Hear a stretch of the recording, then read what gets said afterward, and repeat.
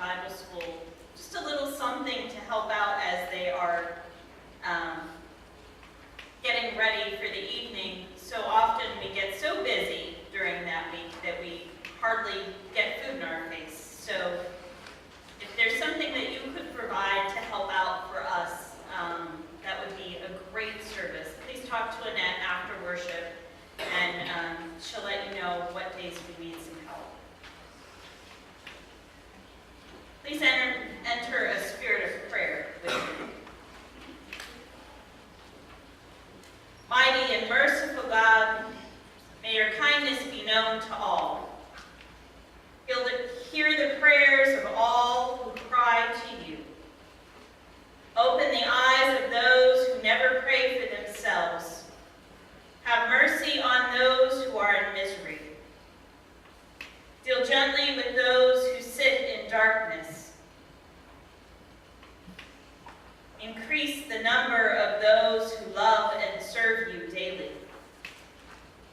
Preserve our land from all things hurtful. Preserve our church from all dangerous error. Preserve our people from forgetting that you are their Lord and Savior. Be gracious to those countries that are made desolate by war, famine, disease, persecution, and grant that the course of the world may be so ordered in obedience to your will that people may live in security and freedom from want, and their children grow up to be makers of peace. We ask these things through Jesus Christ, our Lord. Amen.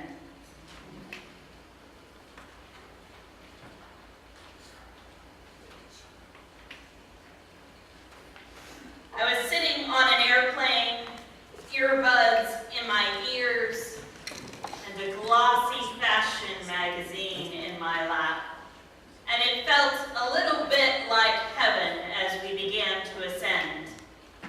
But then the words fell on my ears.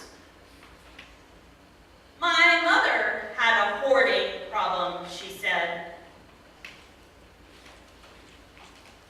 I was deep into my thoughts and my music, and I couldn't pull myself out so quickly, and I wondered where that voice had come from and what it meant. Jarred from my private musings of the glossy images in the magazine, I looked up, clumsily realizing that the woman next to me was looking over my shoulder, and the article that sat open on my lap was about hoarding.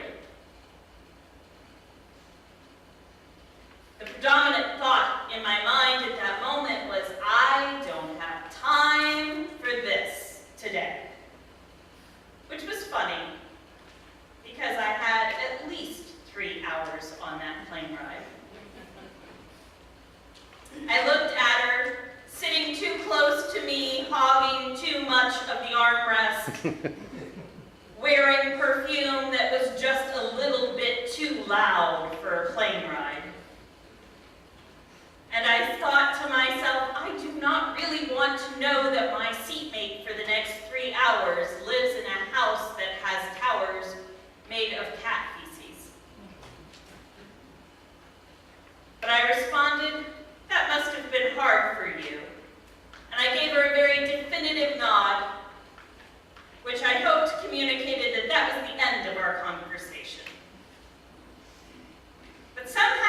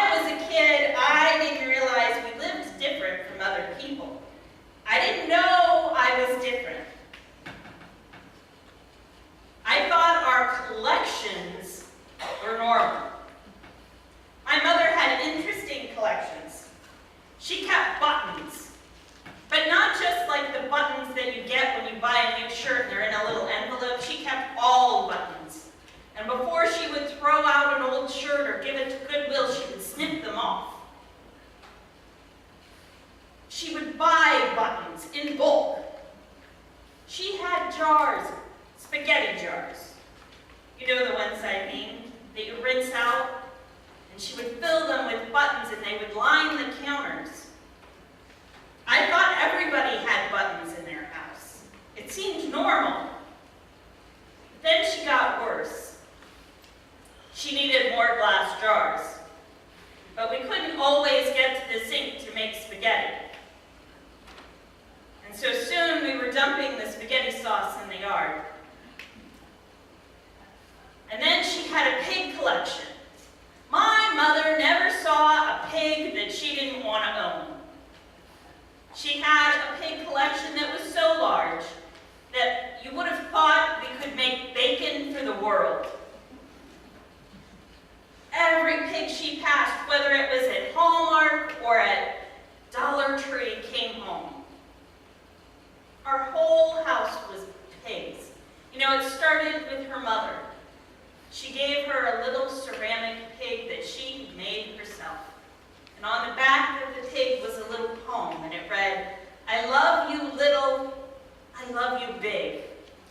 I love you like a little pig." And that touchstone of memory for her was so important that she kept that pig in our curio case and filled the rest of the house with pigs as well.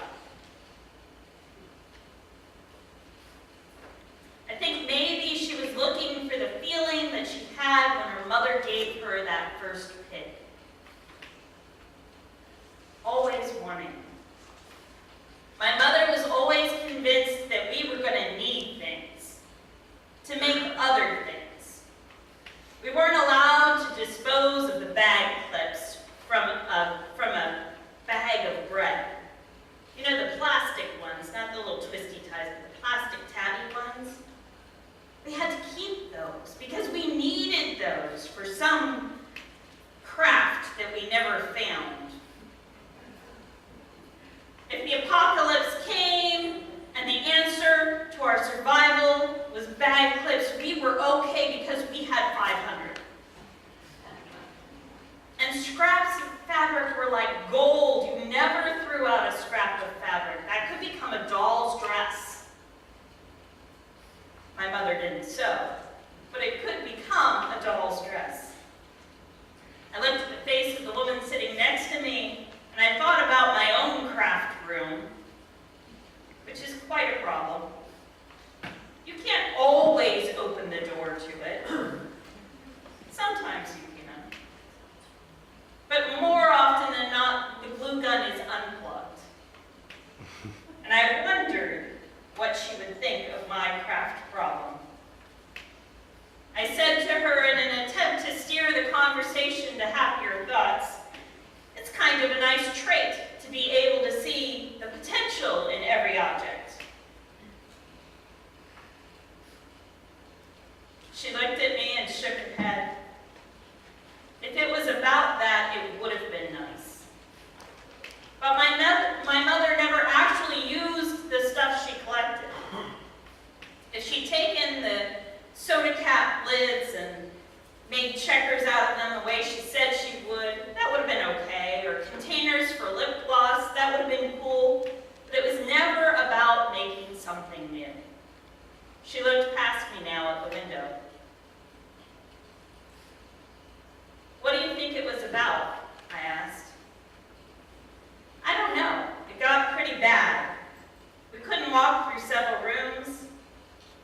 You had to be careful. There were huge piles of things. But I thought everybody had to push down the boxes in order to open the dishwasher. So I didn't know. Whenever you tried to help her, she just got so anxious she couldn't let it go. She said the stuff gave her joy, but I watched it give her anxiety. She was afraid of what would happen if she didn't have what she needed." My companion now had a heavy sadness on her shoulders as she explained how her mother was unable to change her behavior in all of the things they had tried. She said, "My mom always believed there was never enough in the world. There wasn't enough coffee mugs, and so we needed to keep ours. Or enough buttons, or enough doodads, or whatnots, or We kept them all. She never had enough. And I wondered if I could ever be enough for my mother. She believed strongly in scarcity. It consumed her. And what makes me really sad about it is that if she had only looked, she would have seen that there was more than enough. I think about that little pig of hers. It's the only thing I kept when she died. And I wonder what happened to convince her that there wasn't going to be enough love. I would have loved her enough if she would have let me. But the fear that consumed her drove distance between us. I couldn't stand to see her live that way. In the end, she convinced herself that she didn't have time for me. Her words caught me unaware. I was convicted. Hadn't I just thought to myself that I didn't have time for this stranger, for this person, the scarcity of my time that stretched out in a 3-hour block of unrestrained beauty, I was unwilling to share with her. She went on talking. She said, "You can store stuff up, but that way of living is a symptom of a greater malady. The idea that you haven't got enough eventually consumes you." "So do you save things?" I asked, and it sounded too harsh, like I was defensive. And I guess, in truth, I was. She said, "I assume that the things I need will be available when I need them. It's an act of faith. You've heard yuppies talk about living close to the land. It's a thing that they talk about all the time now. We're living closer to the land. I get my chicken from the local market because we're living close to the land now." I nodded. "Yeah, I heard that." She said, "I live close to the hand of God."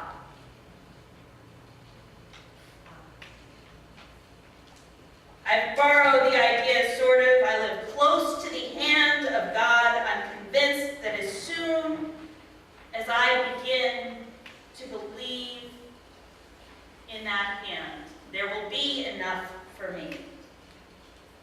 But if I begin to hog things, to store them up, to worry about what's next, then there's never, ever enough. For my mother, in her desperation to treat her fear with stuff, she made sure there was not enough of something important to me, namely her. I lost her in all her stuff. Listen, there's always enough if we share. It sounds like preschool, but it's true. When the plane landed, I lost contact with my new friend. Before I got the chance to get her number or find out if she was on Facebook, I turned around to get my bags down, worried that I had all my carry-ons before I got off the plane. And when I turned back, she had disappeared. But it stays with me. The fear that there is not enough when we are surrounded by plenty breaks relationships. Whether it's silos or glass jars full of buttons, it means that we have believed a lie. A lie that Satan tells us that there is not enough for us in the world. I didn't get enough time with my lost friend. My lost friend from the plane, whose name I don't even know to tell you, because the contents of my carry-ons was too important and my patience too thin. They became my silos. And so I ask you, do you also treat God's abundance like scarcity, building silos instead of sharing. And what is it we're to do about that?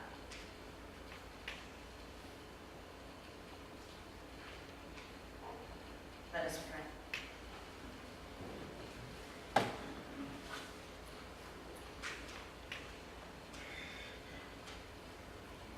Beloved God, you ask us to consider the lilies of the field and remind us that Solomon in all his splendor was not clothed as those. And yet, Lord, the constant feed of commercials and news segments convince us that we need one more thing. We need that one magic thing that will make our lives complete and whole and beautiful and tolerable and pleasant. But you, Lord, are sufficient for us. You, Lord, are enough to give us joy. You, Lord, are enough to move our hearts to wholeness. You are enough for us. Accept our guilty apologies and receive our hearts that authentically long for you. Receive our time, which we have been too stingy with. Receive our passion, which we have dulled with noise and electronics and escapism. Receive us, Lord, for we are wholly yours. May our attentions be always